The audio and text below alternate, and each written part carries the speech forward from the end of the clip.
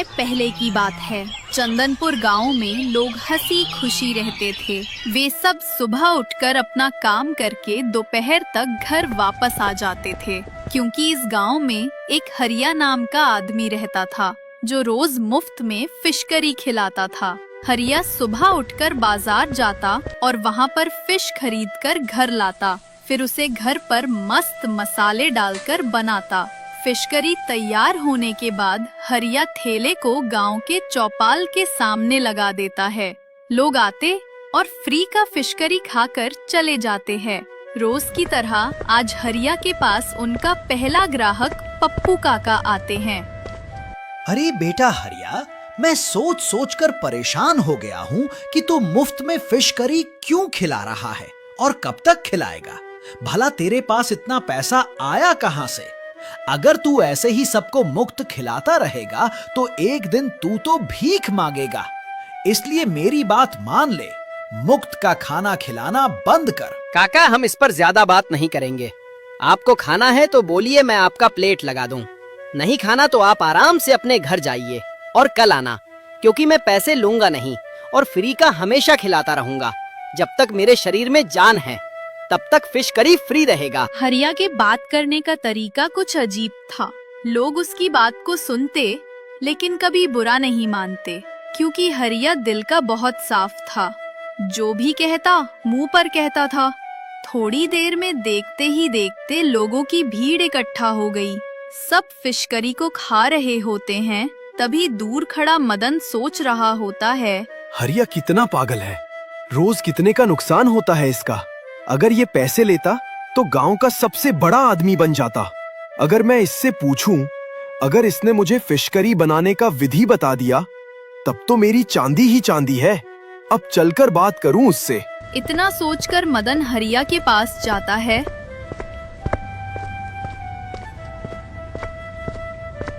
और फिर हरिया से कहता है, हरिया भाई, एक बात बोलूं, बुरा मत मानना। मैं चाहता हूं कि आप मुझे इस फिश करी बनाने का रेसिपी समझा दे, क्योंकि आपके जैसा फिश करी कोई बना ही पत्ता। क्या मसाले, क्या स्वाद, क्या महक। मदन भाई, क्या रेसिपी? जैसे सब लोग बनाते हैं वैसे मैं भी बनाता हूँ। इसमें मैं कुछ अलग से नहीं डालता, इसलिए मेरा समय मत बर्बाद करो। अगर खाना है तो बोलो, एक प्लेट लगा दूं। इसी तरह लोग आते खाते और अपने मन में एक जिज्ञासा लेकर चले जाते हैं कि हरिया फ्री का क्यों खिलाता है। एक दिन हरिया सुबह उठकर बाजार से चिकन फिश को घर लाता है। तभी मदन उसे देख लेता है और फिर मदन चुपके से हरिया का पीछा कर उसके घर जाता है और खिड़की से हरिया को देखने लगता है कि फिश करी बनाता कैसे हैं। मदन थोड़ी देर तक इंतजार करता रहा, लेकिन उसके समझ में कुछ आता नहीं और फिर वो अपने घर चला जाता है। हरिया को ये बात पता लग जाती है कि मदन खिड़की से उसे देख रहा था, लेकिन वो उसे कुछ बोलता नहीं है। और फिश करी बनाने के बाद हरिया अपना ठेला चौपाल पर लगा देता है। हरिया काफी देर तक इंतजार करता है, लेकिन उसका पहला ग्राहक नहीं आता। थोड़ी ही देर बाद मदन हरिया के पास आता है और कहता है, हरिया भाई, बुरा मत मानना, क्यों ना कल मैं आपके घर आऊं? आप मुझे फिश करी बनाना सिखा देंगे? हाँ, क्यों नहीं, बिल्कुल सिखा दूंगा। बस तुमको भी मेरे जैसे फ्री का फिश करी सभी गांव वालों को खिलाना होगा। बोलो, अगर मंजूर हो तो कल सुबह मेरे घर आ जाना। मैं तुमको फिश करी बनाना सिखा दूंगा। अरे हरिया, तू पागल हो गया है? मैं अपना पैसा लगाऊंगा गांव वालों को फ्री खिलाने के लिए थोड़ी। माफ करना, मैं तुम्हारी फिश करी नहीं सीखूंगा। जा रहा हूँ।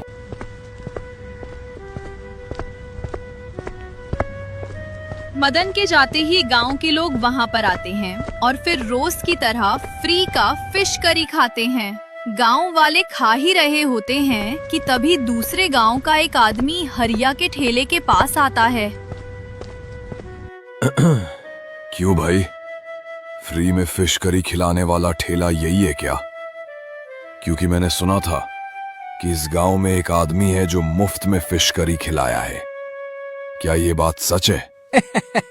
हाँ बिल्कुल, आप सही जगह है। मैं ही हूँ जो गांव वालों को फ्री में फिश करी खिलाता हूँ। अगर आपको खाना है तो बताइए, मैं अभी आपके लिए 1 प्लेट फिश करी लगा देता हूँ। नहीं नहीं, मुझे माफ करना।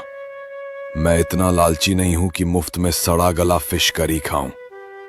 गांव वाले पागल हैं। इन्हें कुछ भी दे दो, खा लेंगे। जरा सोचो, कोई मुफ्त में क्यों खिलाएगा?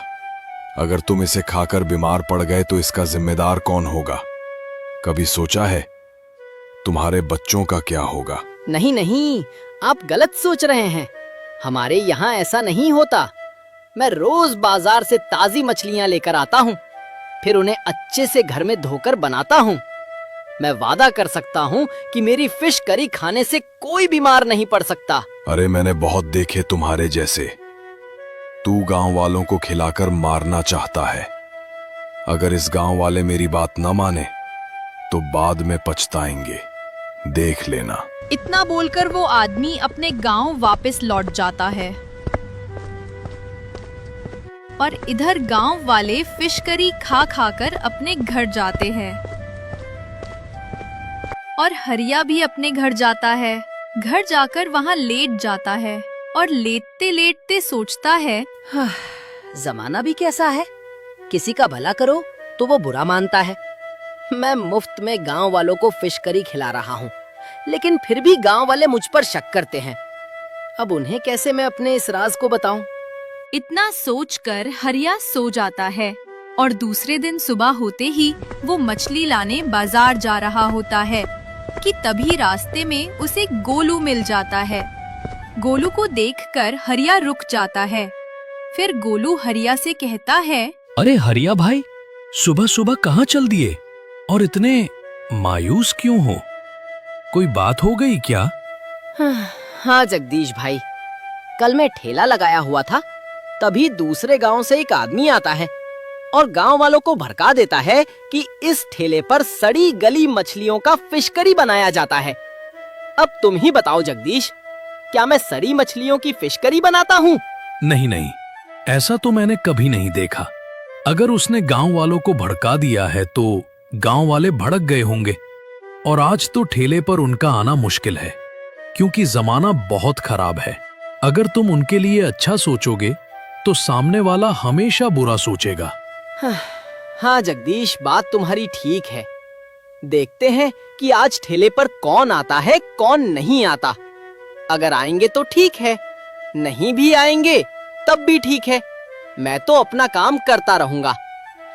चलो ठीक है जगदीश, मैं मछलियां लाने बाजार जा रहा हूँ।